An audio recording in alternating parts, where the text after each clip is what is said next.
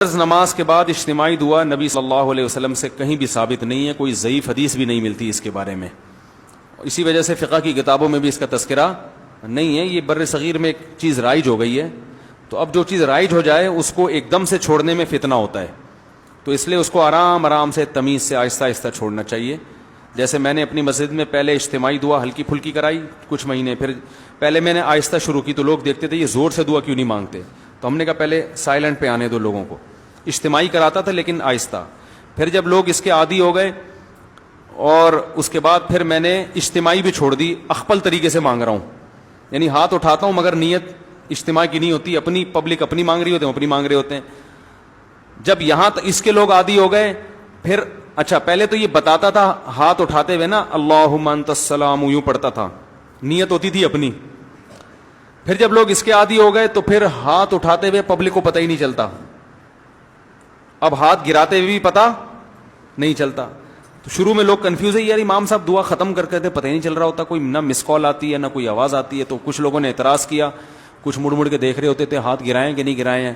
تو میں اسے کہتا تمہیں اس سے کیا ہے کہ میں دعا مانگ رہا ہوں کہ نہیں مانگ رہا، تمہیں اس سے کیا مسئلہ ہے، میری مرضی. تو پہلے اس پہ اعتراضات ہوئے، ہوتے ہوتے ہوتے نا یہ امام کو باہر نکالو، کسی نے کہا یہ پتہ نہیں کون سا آ گیا، یہ وہاں بھی ہے، کسی نے کہا کیا ہے. پھر جب اس کے عادی ہو گئے نا، ابھی یہاں تک آ کے بریک لگ گئی ہے میری. اس کے بعد اگلا اسٹیپ یہ ہے کہ یہ دعا مانگنا نماز کے بعد ہاتھ اٹھا کے کوئی فرض واجب بھی نہیں ہے. تو اس کو اتنا ضروری کیوں سمجھ رہے ہو بھائی؟ جو امام ہاتھ اٹھا کے نماز کے بعد دعا نہیں مانگتا اس کو امامت سے نکال دیتے ہیں. تو اب کچھ دنوں میں اس پہ بھی آہستہ آہستہ پبلک کو سیٹ کرنا ہے کہ اگر امام سلام پھیر کے تسبیح پڑھ کے گھر چلا جائے، دل میں دعا مانگ لے یا گھر جا کے مانگ لے، تو اللہ کی رسول کی طرف سے امام اس بات کا پابند نہیں ہے کہ وہ گن پوائنٹ پہ اس سے دعائیں منگوائی جائیں. لیکن ابھی لوگوں کا ہاضمہ اتنا ہوا نہیں ہے، یہ کر لیا تو نہیں، آپ لوگ ہی میرے خلاف ہو جائیں گے. تو آہستہ آہستہ جہاں یہاں تک آ گئے تو اگلا اسٹیپ انشاءاللہ 10-20 سالوں میں وہ بھی ہو جائے گا. ٹھیک ہے نا؟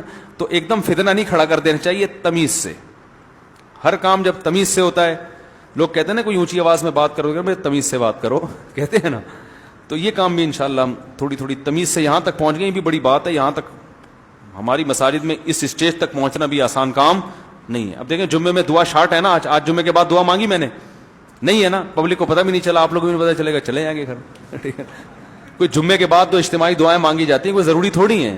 تو کوئی ایک بندہ ایسا بھی ہونا چاہیے جو یہ نہ مانگ رہا ہو، یہ بتانے کے لیے کہ وہ فرض نہیں ہے. جو اجتماعی دعا خطبے میں ہوتی ہے وہ تو سنت ہے، وہ ہو گئی. خطبے میں ہم نے دعا مانگی نا اللہم اہدنا فیمن ہدیت وعافنا، یہ ہے سنت، یہ ہم نے کر لی ہے. تو جو سنت دعا تھی وہ تو ہو گئی. اب آپ کو اختیار ہے اس کے بعد دعا مانگو نہیں مانگو. تو اس طرح سے ہم سیٹنگ